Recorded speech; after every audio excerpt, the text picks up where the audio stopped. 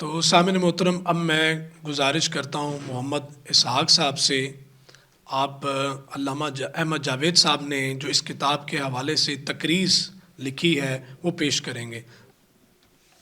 بسم اللہ الرحمن الرحیم۔ یہ چہار عکس کے لیے جناب احمد جاوید صاحب نے تقریر لکھی ہے، تو یہ الفاظ ان کے ہیں،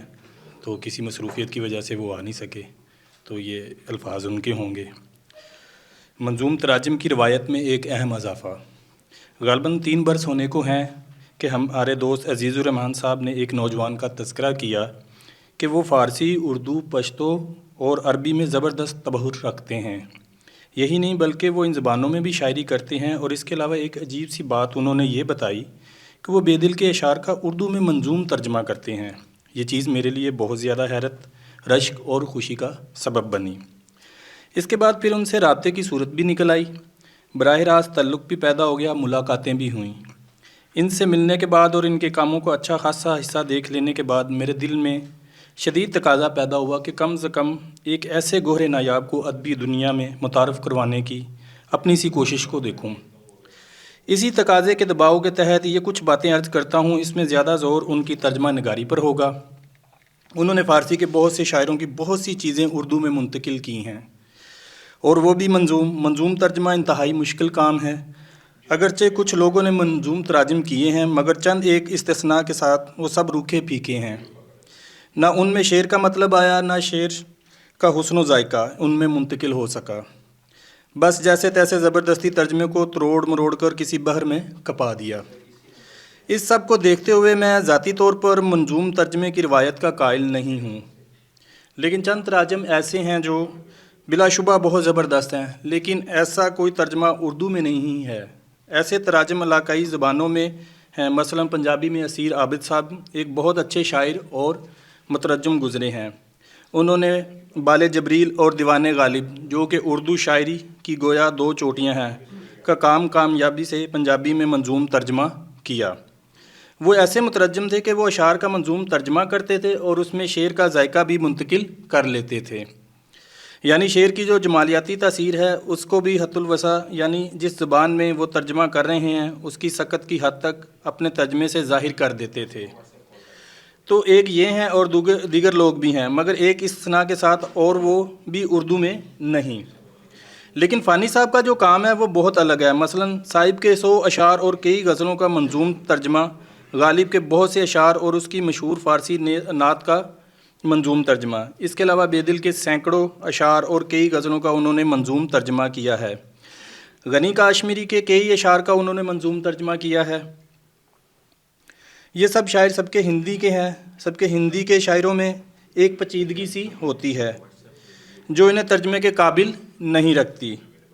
یا ان کے ترجمے کے نہایت مشکل بنا دیتی ہے۔ تو اب سب کے ہندی کے بڑے اور مشکل ترین شعراء کے سینکڑوں اشعار کا اگر ایک آدمی ترجمہ کر رہا ہے تو اس کا مطلب یہ ہے کہ وہ تکے سے نہیں کر رہا،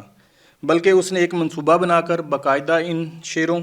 میں اتر کر ان کے اندر موجود محاسن کی سیر کرنے کے بعد انہیں ایک دوسری زبان میں منتقل کیا۔ یہ بات حیرت میں ڈالنے والی ہے کہ بے دل، غنی، صائب اور غالب جیسے شاعروں کو ایک صاحب ترجمہ کرنے کی ہمت کر رہے ہیں، اور وہ بھی منظوم ترجمہ۔ پھر یہ کہ بے دل اور غنی کاشمیری کے ہاں معنی آفرینی کا عمل نہایت پیچیدہ ہے۔ اسی طرح صائب کا ایک خاص اسلوب ہے کہ وہ بڑے حقائق کو زندگی کی عموماً سچویشنز میں رکھ کر قابل مشاہدہ بناتے ہیں۔ اب اتنا رچ کنٹینٹ رکھنے والی شاعری کی طرف ترجمے کی نیت سے متوجہ ہونا ہی بڑی ہمت کا کام ہے، لیکن اس نوجوان نے یہ ہمت نہ صرف بلکہ اس ہمت کے نتیجے میں ایسا کام کر دکھایا کہ اب اردو میں ہمارے پاس منظوم ترجمے کی ایسی مثال موجود ہے جس کے بارے میں ہم کہہ سکیں کہ منظوم ترجمہ ایسا ہونا چاہیے۔ گویا فانی صاحب کے تراجم تدریس اور تعلیم کے لیے ایک نمونے کے طور پر پیش کیے جانے کے قابل ہیں، اور جس دن ہم نے بھی منظوم ترجمے کو سنجیدہ اہمیت دے دی تو اس دن ان کی قدر معلوم ہوگی اور انہیں دیکھنا ناگزیر ہوگا، اور اس وقت پتہ چلے گا کہ یہ شخص کتنی مشکلوں کو آنے والوں کے لیے سہل کر گیا ہے، اور وہ بھی بالکل نوجوانی میں۔ میں چونکہ ان سے ذاتی طور پر بھی واقفیت رکھتا ہوں تو مجھے یہ دیکھ کے خوشی ہوتی ہے کہ ان کا زبان کے بارے میں علم، لغت کے مطالعے کا نتیجہ نہیں محسوس ہوتا، بلکہ یہ فارسی زبان اس حد تک جانتے ہیں کہ اس کی لفظیت، یعنی اس کی بیسک گرامٹالوجی کے ساتھ اور اس کی معنویت یعنی اس زبان سے پیدا ہونے والے یا اس زبان میں موجود طرز احساس کے ساتھ پوری مناسبت رکھتے ہیں، اور یہ مناسب ترجمے کے کام میں ان کی معاون قوتوں میں سب سے بڑی قوت ہے۔ دوسرا یہ کہ انہوں نے بھی تعلیم بھی مدارس سے حاصل کی ہے اور اچھے مدارس سے حاصل کی ہے، تو ان کے ذہن میں علم کی قدردانی اور علم کی تحصیل کے درست زاویے اختیار کیے رکھنے کی وجہ سے گہرائی پیدا ہوئی ہے، یعنی ان کا دماغ محض علوم کا ناقل یا حافظ نہیں بلکہ اس میں ایک گہرائی پیدا ہو گئی ہے، ان کے اساتذہ کی وجہ سے، ان کے ماحول کی وجہ سے، اور خود ان کی دلچسپی اور محنت کے سبب سے۔ یہ چیز ادب اور شعر میں ان کے بہت کام آ رہی ہے۔ علم کے ساتھ وابستہ رہنے سے ایک مزاج بن جاتا ہے کہ اگر ذہن کی ایک سطح تک کوئی چیز نہ پہنچ پائے تو وہ اس پر تب تک غور کرتا رہتا ہے جب تک وہ شے اس کی گہرائیوں میں سہولت کے ساتھ جگہ پا لینے کے قابل نہ بن جائے۔ یہ چیز ان کے ترجمے کے کام میں بہت کام آئی ہے۔ ایسا لگتا ہے کہ یہ اس شعر کو اپنے اندر گونجنے دیتے ہیں جس کا یہ ترجمہ کرنا چاہتے ہیں، اور اس کے سامنے کے معنی یعنی نثری ترتیب رکھنے والے معنی کی طرف متوجہ نہیں ہوتے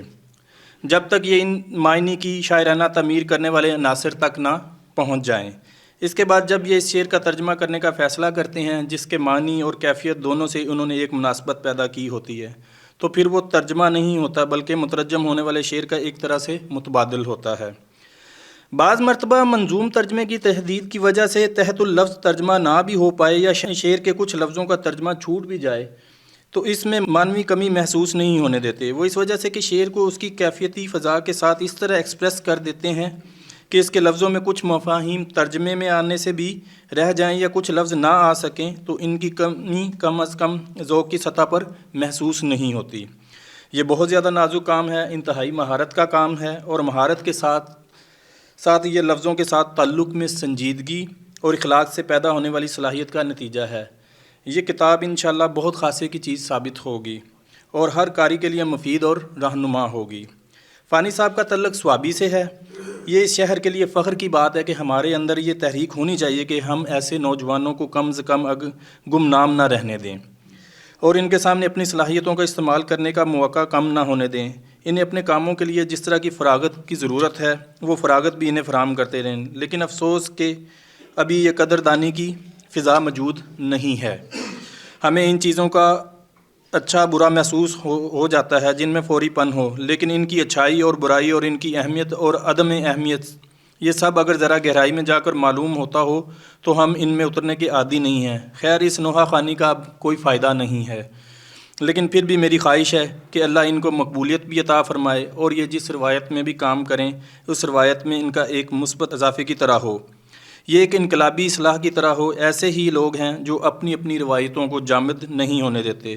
اللہ تعالیٰ ان کے کاموں میں برکت ڈالے اور انہیں یہ توفیق دے کہ ہمارے ذوق اور ہماری زبان کو موجودہ سطح سے بلند کر سکیں۔ جزاک اللہ۔